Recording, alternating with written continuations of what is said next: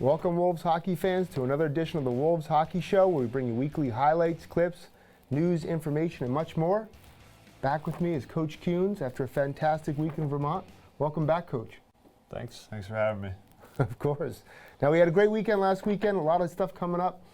Tell me about, to start off, how the 14s and 16s did last weekend. Yeah, U14 was off, didn't have a game, but U16 played New Hampshire Avalanche.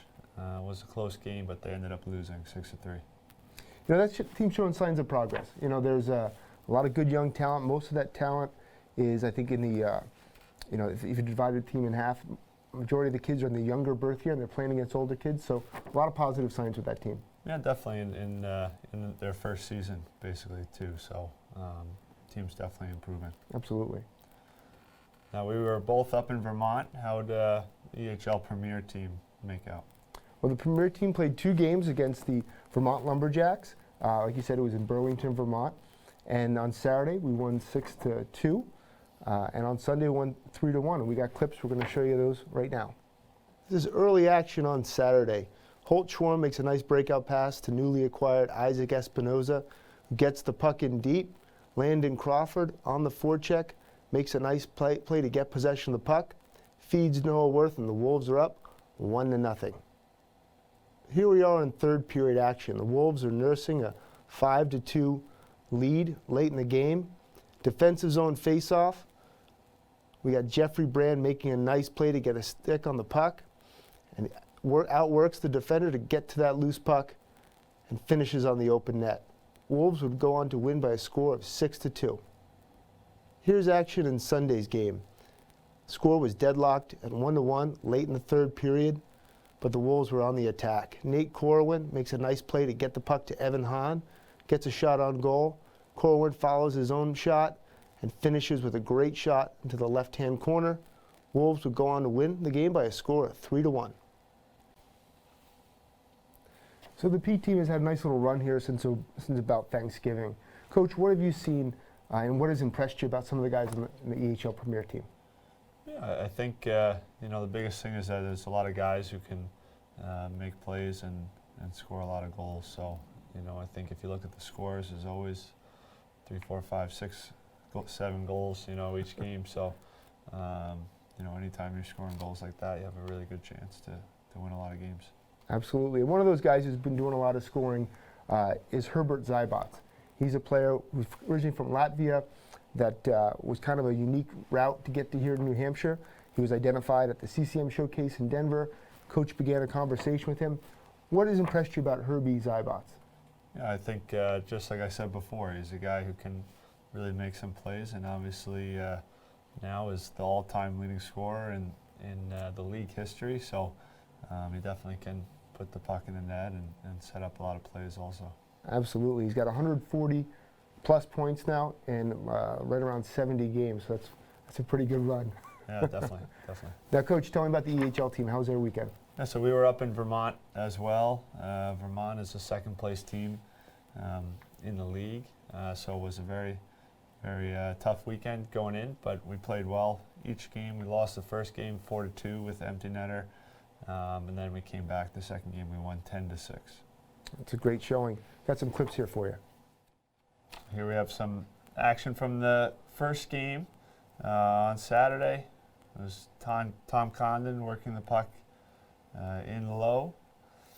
The puck would eventually get out in front, and Gabriel Jadoin would get a shot and follow up his own rebound there, and that would put the Wolves up 1-0. Would go on to lose this game though, 4-2. Yeah, and here we have a goal from Sunday's game, 10-6 win. So a lot of choices for highlights there, but this one we have Ryan Waring, who's the guest on today's show. Puck would eventually come to him, he'd catch it, then fire home a nice shot there, and we'd go on to win 10-6. So, Coach, at this point of the year, the Northern Conference in the EHL is so tightly compacted. From the team that's in first place to the team that's in about 6th, 7th place, it's only separated by a few points. What does that mean for this team to get that big win on Sunday against what was the number 2 ranked team in the league? Yeah, I think we've shown this year that we can beat many teams that are at the top of the standings.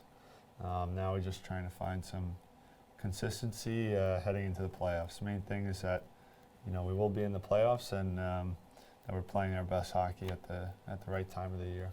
Now, who are some of the guys on Sunday? Obviously, you won 10-6. You came back from a 3-goal deficit in the first period, and there was just a never say die attitude on that bench. What are some of the guys that really kind of led the charge for your team on Sunday? Yeah, I think a few would be Matt Amonte. He finished with 2 goals and an assist. Tom Condon, I think, had another 3 points in that game. So, but it was a lot of players who really stepped up. Coming back from 3-0 after the first, and to get 10 goals in 2 periods against a top team was really good. Yeah, absolutely. And if you look at the totals for the season, we've played now Vermont 4 times, and we've beaten them 3 times. So those matchups make a big difference in the playoffs in terms of what your seeding are and your head-to-head and all that kind of stuff. Yeah, definitely. And mostly, we're just trying to focus on playing our best at the end of the year. Absolutely, Coach. Now, what we did last week, in addition to all the hockey stuff, we had a pond hockey volunteering. Coach, what does it mean to the guys to be involved in some of these great local events?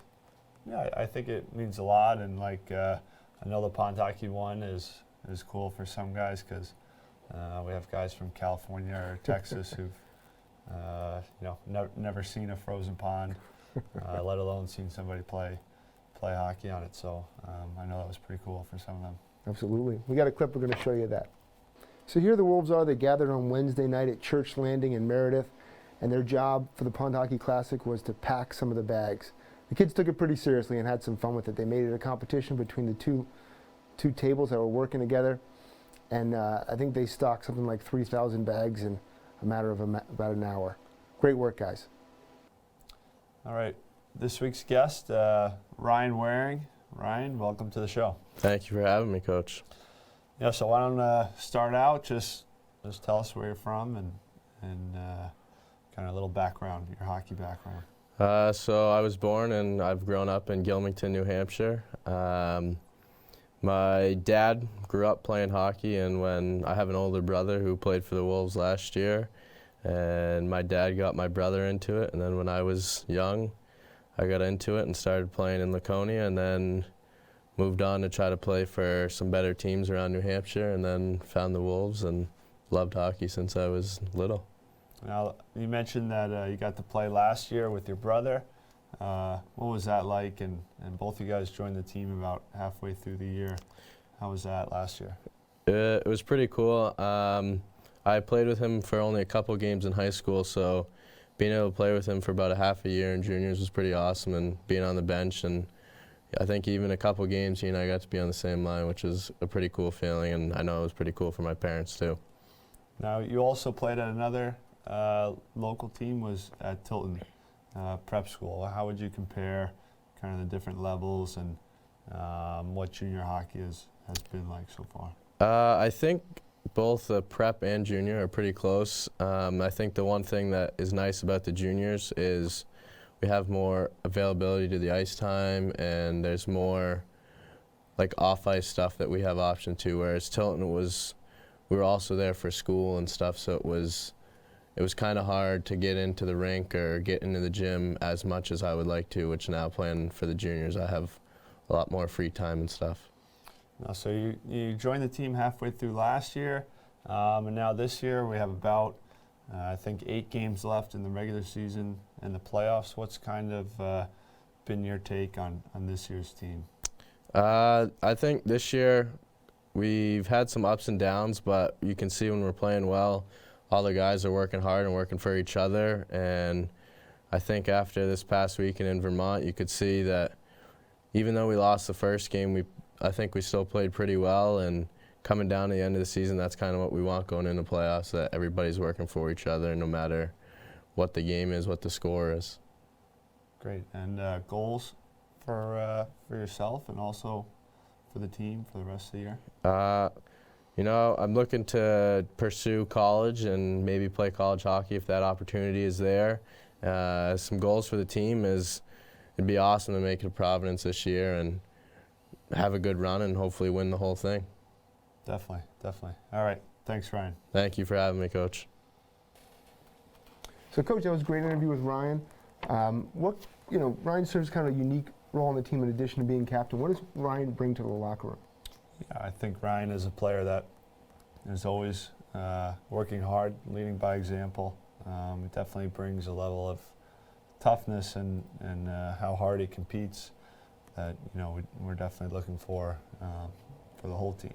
Absolutely, and you look at the where Vermont's power play was this season. They're one of the top power plays in the league. They got some of the leading scorers in the league, and we fared pretty well in the penalty kill. And part of that is due to Ryan's penalty kill unit, which goes out there and works hard and plays those quality minutes.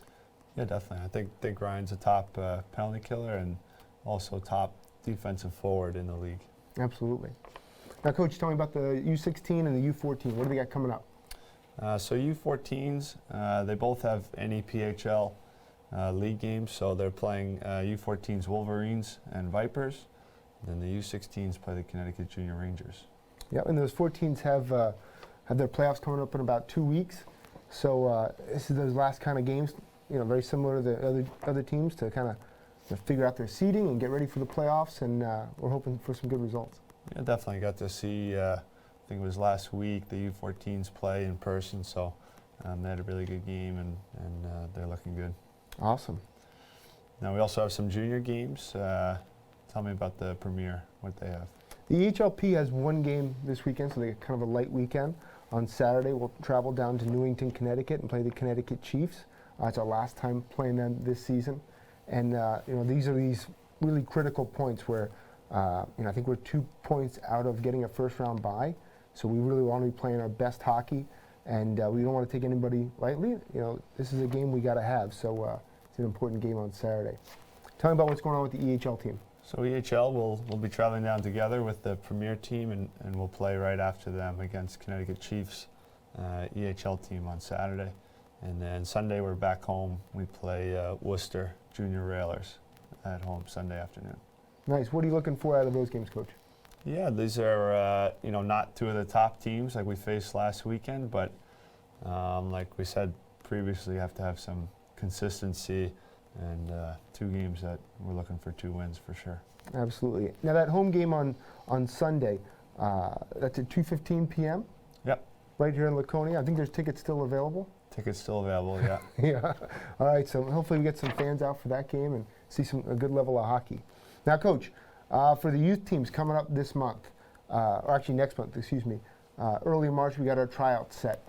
What dates are those, Coach, and what levels are participating? Yeah, so like March 3rd, we have our U14 and U16 full season teams.